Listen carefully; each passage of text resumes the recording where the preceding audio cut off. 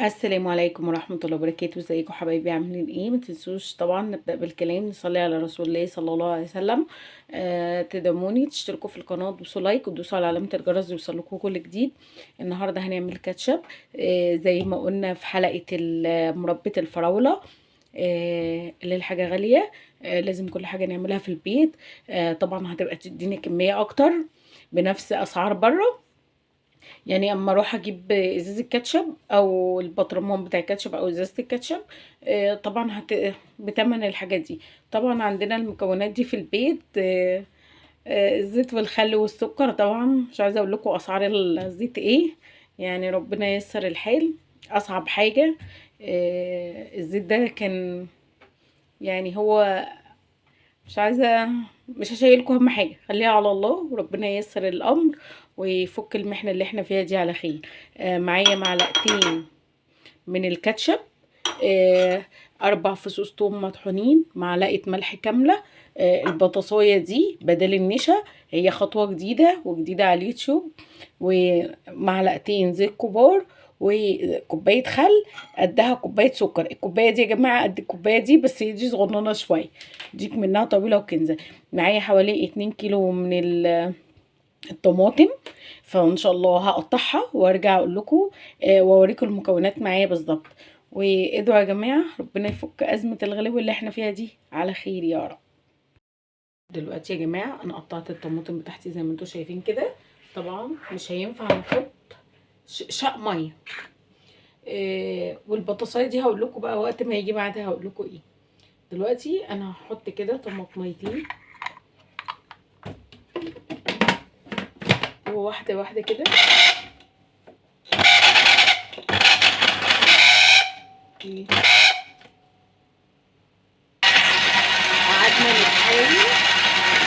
قعدنا نتحايل عليه لغايه لما ضرب. طبعا انا وقفت التصوير عشان كان صوته مزعج، مش حابه ازعجكم، فهو الحمد لله من غير اي حاجه. اكمل بقى حبه حبه كده.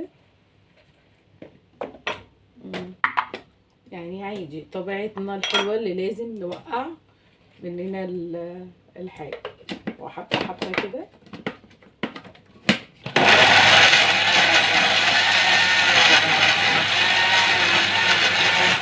هفرم الكميه وارجع لكم عشان ما ازعجكمش.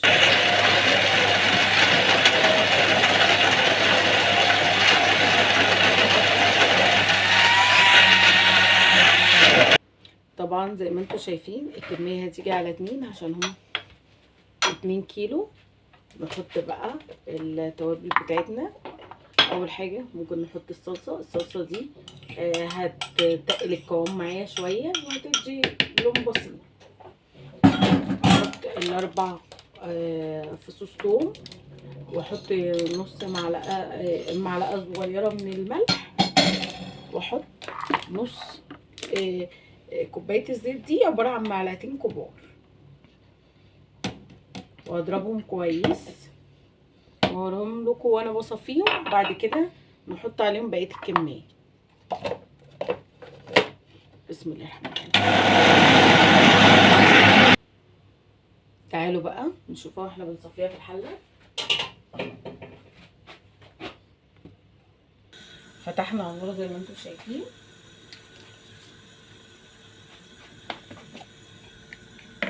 هنصفيها كده معانا.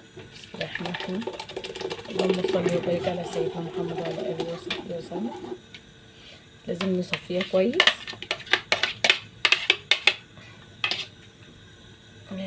نسيت، ممكن اسيب حبه عشان ما هنيش تاني في الخلاط وانا بضرب. معلش يا جماعه، الغلط وارد في كل حته او النساء. هصفيها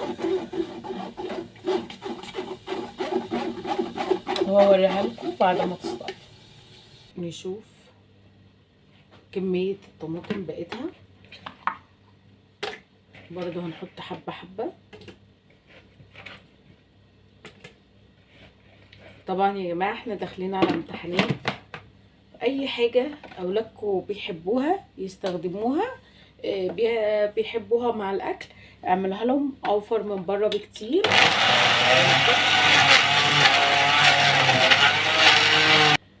طبعا يا جماعه التكه الاخيره اللي هي قبل خلاص عند الخلاط هقول لكم عليه.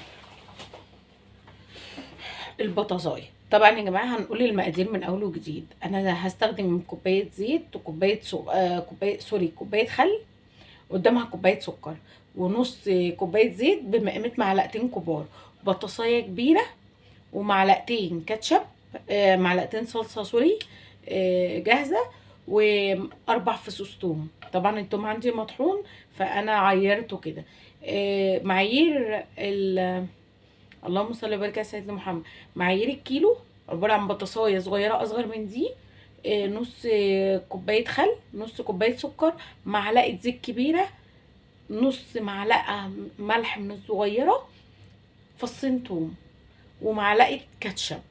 فالمفروض ابشرها، بس انا حاليا مني عندي كبه والحاجات دي فشايله المبشره، فهحاول اقطعها قطعات زي ما هوريكم كده.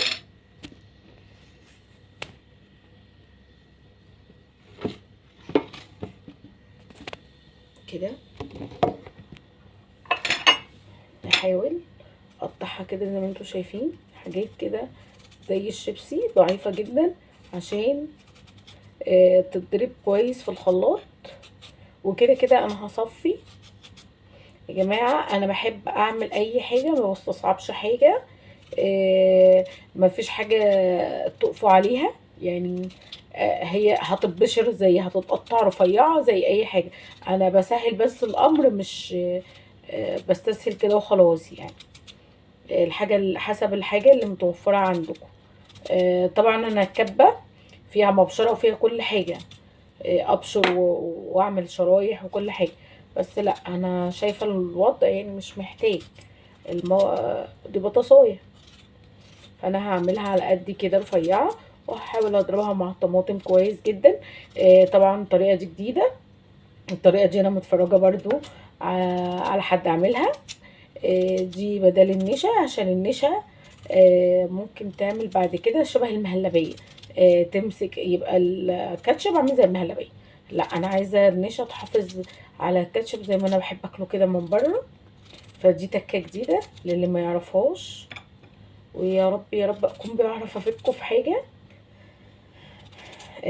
سامحونا طبعا.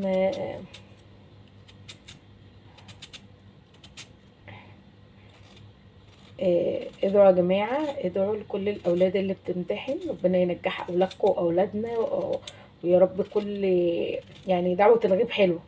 ندعي للي نعرفه واللي ما نعرفوش، ربنا ينجحهم جميعا يا رب. ويعدي السنة دي على خير زي كل سنة إن شاء الله، ويحسن ظروفنا اللي احنا المادية فيها. طبعا انا بتكلم بصوت واطي، انا مش عايزه اقول لكم انا الحاجات دي بالنسبه لي ترفيهيه، فبعملها بالليل ما بعملهاش الصبح. فهنزل اهو هشغل كده طبعا انا مش عايزه ازعجكم معايا واشغل، بس انا هنزلها قدامكم كده، واحاول بقى اشغل الخلاط عشان صوت الخلاط انا حاسه ان هو مزعج.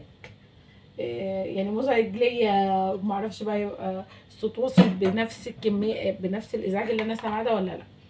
اهو هشغله وهرجع لكم تاني. نسيت يا جماعه قرن الفلفل ده اختياري، مش حار قوي يعني، هو حامي بس مش قوي، هيدي طعم حلو للكاتشب، آه سبايسي. فهنحطه ويتخلط وارجع لكم تاني. ده انا كنت ناسياه والله العظيم، مش عارفه ايه النهارده الغلط. مش عارفه النهارده يعني الغلط يعني ناسيه بطريقه فظيعه. اهو هصفي بقيه الكميه. طبعا مش قادره اقول لكم انا دقت القرن الفلفل نار نار. الله يكون في عون اللي هياكل، بس متهيألي الكميه يعني مش هتبقى الحمد لله يعني مش هيبقى حامي قوي. احنا بقى نعمل بالمره يعني. هنصفي واوريكم بقى ايه الخطوه التانية. طبعا زي ما انتم شايفين اهو اخر حاجه فيها البذر اهو. عصرته كويس، طبعا انا ما رضيتش اعصرها في مصفى وعصرتها في الصفايه دي عشان ما تنزلش اي حاجه من البذر او القشر. احافظ الايه، تبقى عباره عن معجون معجون كاتشب فقط. كده انا خلاص حطيتها على النار.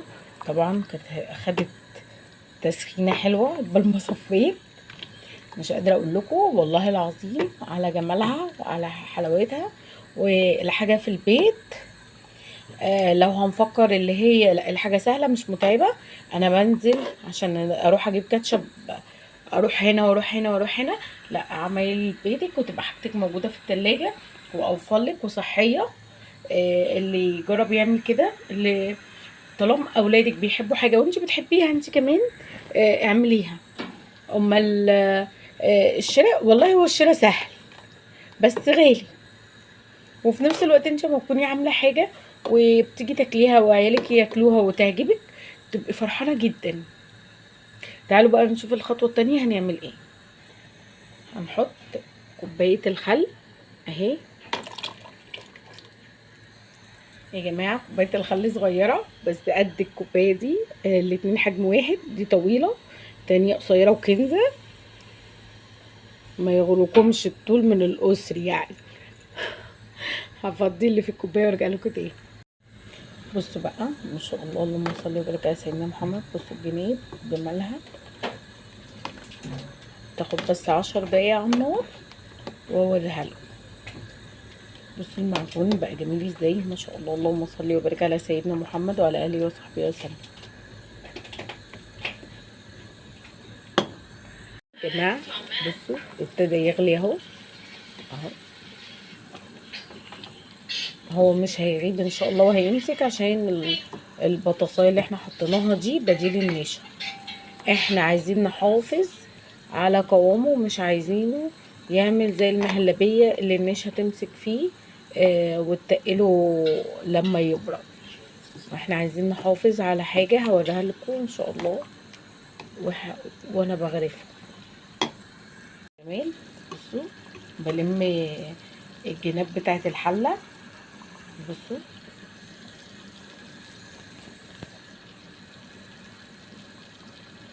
كاتشب بس هو لسه محتاجه سكه شويه. ازاي الكاتشب دخل في السوا؟ بصوا كده واحنا بنقلب، بصوا بصوا المعلقه اهي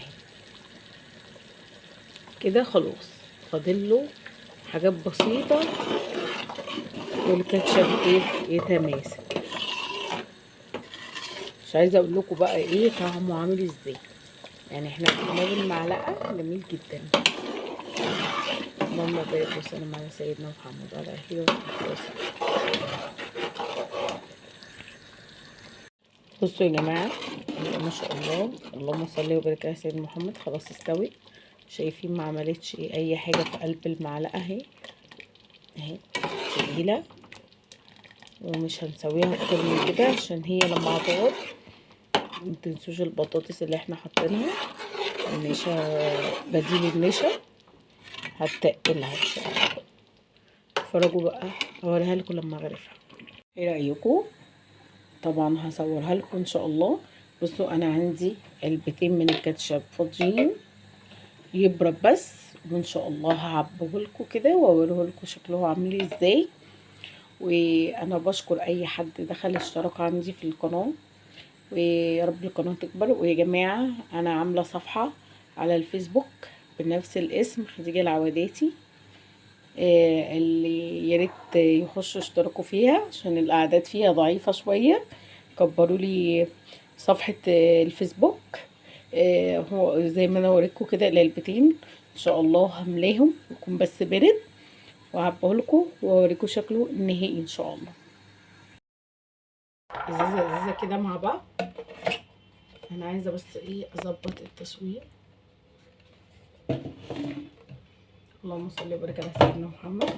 هنا بقى كان برد، بصوا بقى الجميل. اللهم بارك وسلم على سيدنا محمد.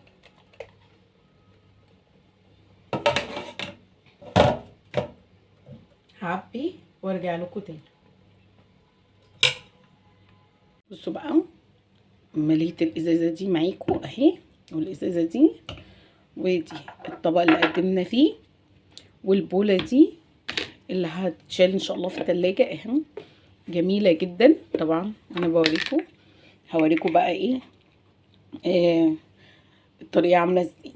بصوا بقى، اللي جايب حاجه ما يرميهاش. طبعا هوريكم استخدام الازازتين، انتوا عارفين الحاجه لما بيكون في البيت بتوفر. طبعا هنستعمل الازايز اهو،